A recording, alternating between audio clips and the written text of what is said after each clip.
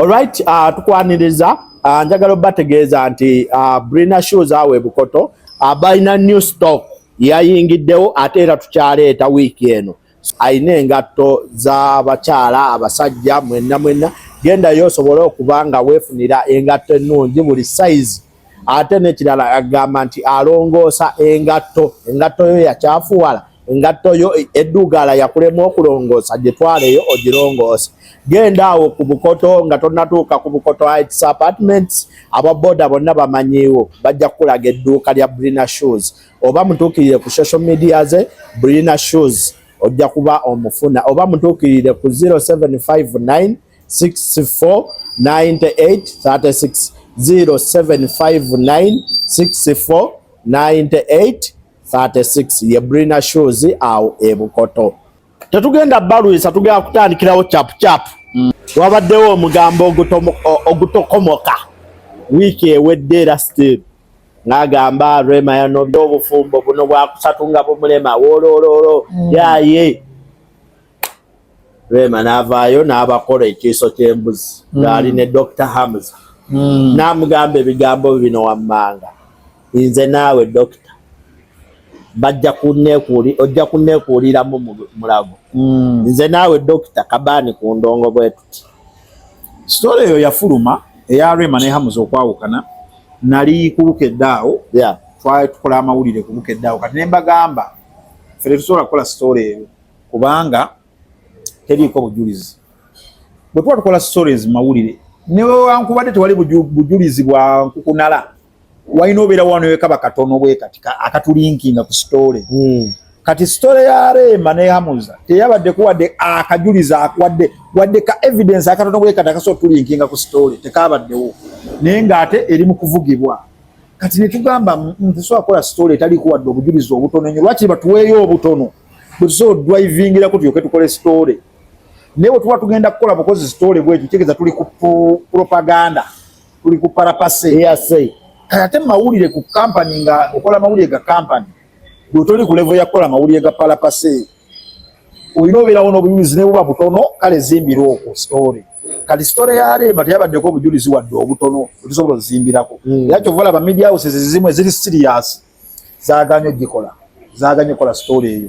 Paka wano we tutuuse nga Rema avuddeyo ng'aba media abamu baaganye kola story eyo kwate teriiko bujulizi. Lwaki tugamba ebigambo ebyo nti omuntu ajja kuteera ku TikTok ye oyo Eddie mpozi yagala muyita Edwin oyo Edwin n'agamba bannange Sanchez naakozebwa ati olusi nga si mukwano gwe, si wa famire ye, tali mu tiimu ye, tali close, naye ng'ayagala tumukkirize nga naffe tubuukira nga tugenda tukola story. Olwo amawulire gaba gafa, amawulire galina obeerako obujulizi ne bwe buba butono. Story ya Rema teyabadde kuwadde obujulizi obutono ennyo bwe buti, okitegeera. Ate n'ekirala okwawukana abamu wadde babigoberera ebbanga kyali tekyewuunyisa kubanga ezo relationship z'aba celebrities zijjudde ebisoomooza bingi. So bw'eba egaanye kisoboka, era bw'ebanga egaanye osobola okukikkiriza. Nze era bw'ebanga nti Hamza yawukanye ne Rema nsobola okubikkiriza because relationship z'aba celebrities zina challenges nyingi nnyo, ng'era bwe zibanga tezisoose kuguma nnyo okufa kyangu. Kati bagamba nti Hamza yawukanye ne Rema kisoboka because challenges balina nyingi, okitegeera, ezitunidde relationship yaabwe. Naye ekibuuzo kiri bwe kiti, bw'oba otunuulidde bwe baawukana Hamza ne Rema ani afiirwa ku bombi? Bw'obagamba nti bwaba sorry yabadde nti Rema anobye, kitegeeza Rema yagenze, ku bombi ani afiirwa? Kyandibadde nti Hamza akyayaani akyaye Rema. Naye bw'ogala Rema anobye, ekyo nakyo kyongera okuleetera abamu kufa okwebuuza esolo enkyamu because kati Rema saawa eno si asobola okunoba because she has a point to prove. She has a lot to lose mu kwawukana kwabwe. Goza Hamza aluzinga kinga baawukana. Gomanyi Hamza baga nti baawukanye, omanyi abaana bakeera ku layini okunoonya Hamza abamulinda, omanyi abawala batamanyi Rema bagenda osimba layini bagala Hamza. Nina n'omukazi omwana musanga awo nga ku Kevu saawe botiki eri Kyengulwa. Omukazi n'angamba ngenda kuwa sene zoyagala njagala kuntuusa ku Hamza. Mukazi mukulu bw'atanyirira ne mubuuza naye kati kiki? Nali ngenzeewo mukwano gwe mate ngenda mwogera erinnya, alina botiki awo. Nali ngenzeewo kati ng'alina mukwano gwe mukyala mufu bw'atanyirira ne mubuuza lwaki.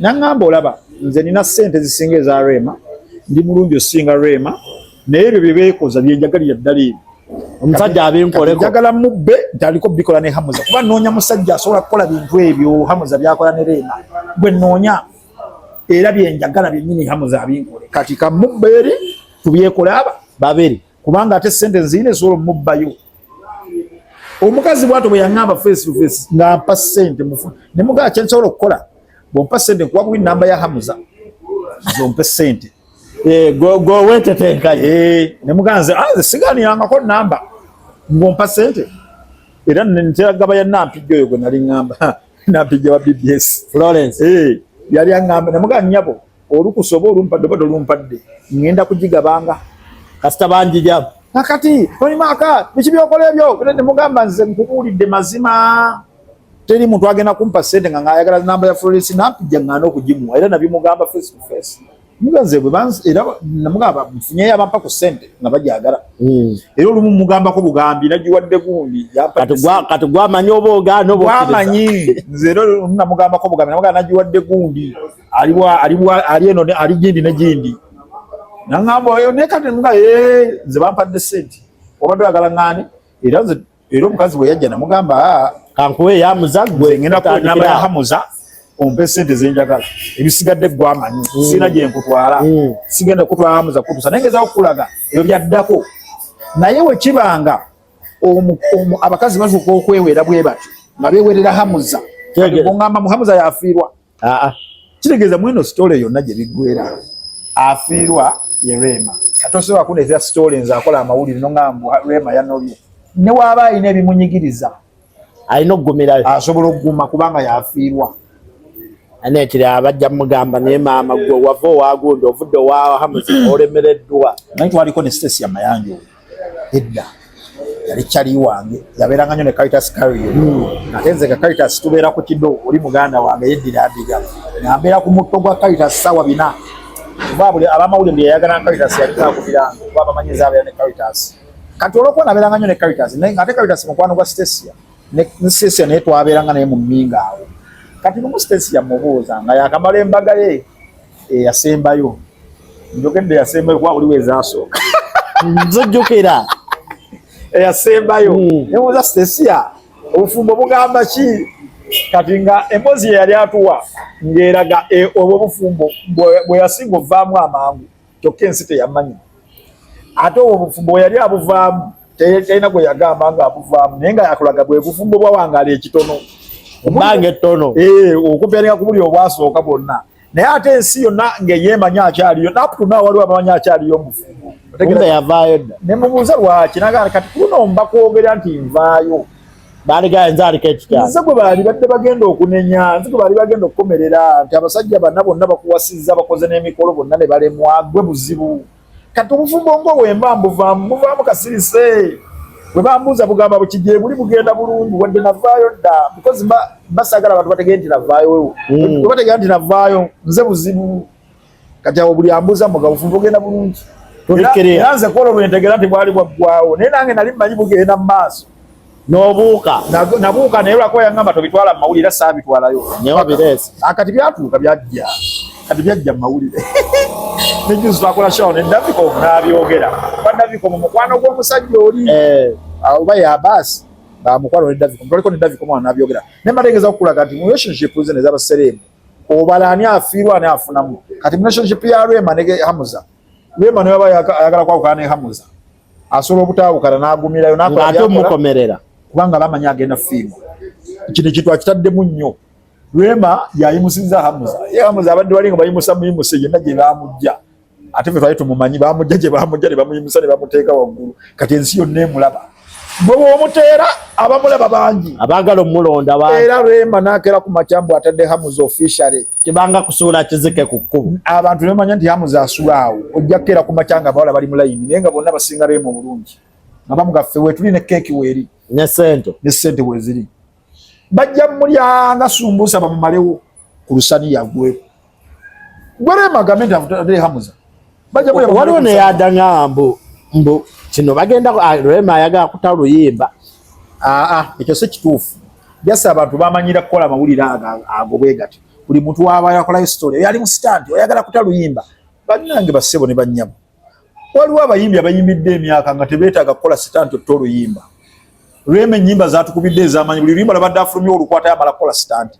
Kiringa oli najja n'agamba story eyo n'agigamba ku Shiba. Gwe manye Shiba emyaka gy'ayimbire ne hiti z'alina zonna azikoze amala kukola ebyo, amala kukola mawulire.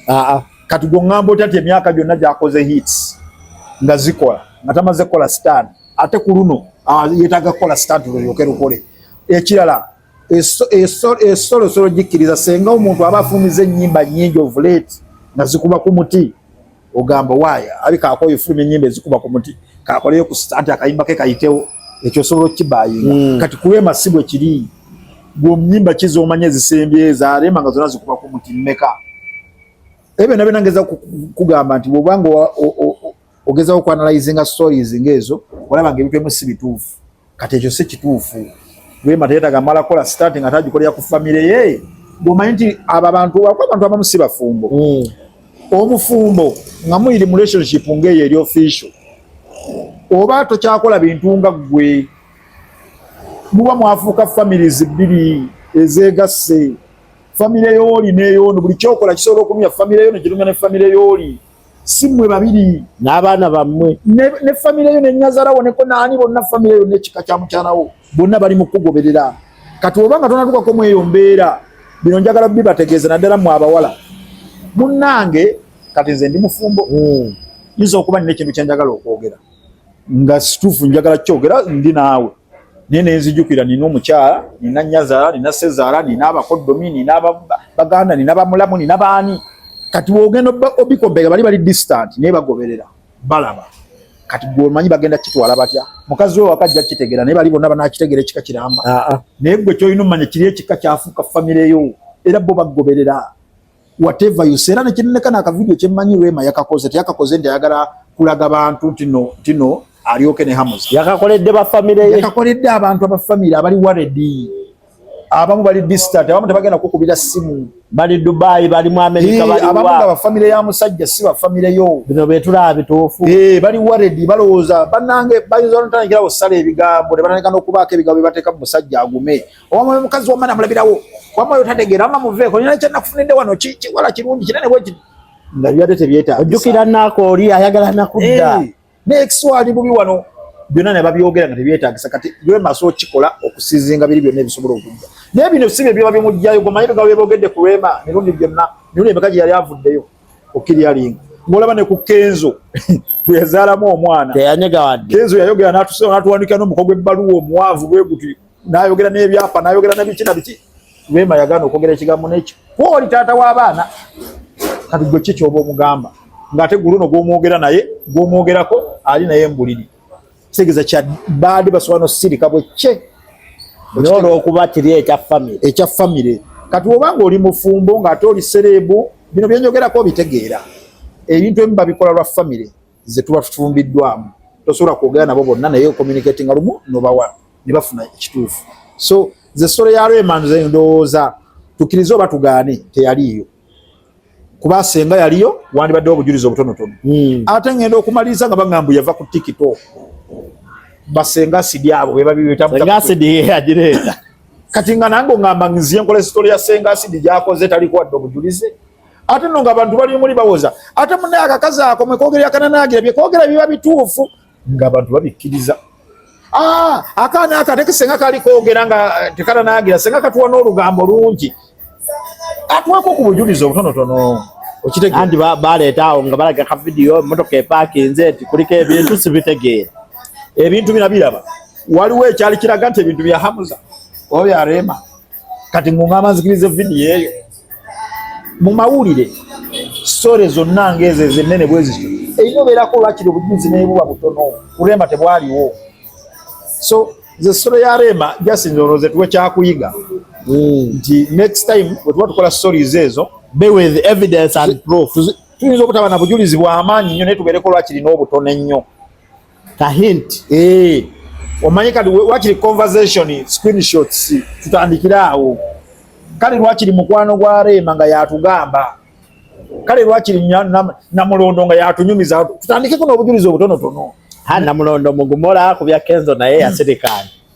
Nga wagendo wa Kenzo abeera happy. Wadde wano mami baga girete ninga aha no mwana ategeera best friend naye ku Kenzo abaali bamanyi mboza yabasinga baali nnyo kusaidia Rema abaali bamanyi story yabasinga baali nnyo kusaidia Rema they were happy for her manya abakyala abo ne lutwakola bano story wano ku Chosen Becky ngaba munaye tusanyukira abantu abamu ate bya Nubian we byatuka ne mbagamba bya Nubian bibanga bituufu nze nja kuba kusaidia Nubian era nabyogera ne kubukedde mbagamba story we bantuufu nja kuba kusaidia Nubian ate ku ya Becky ne banja kusaidia Becky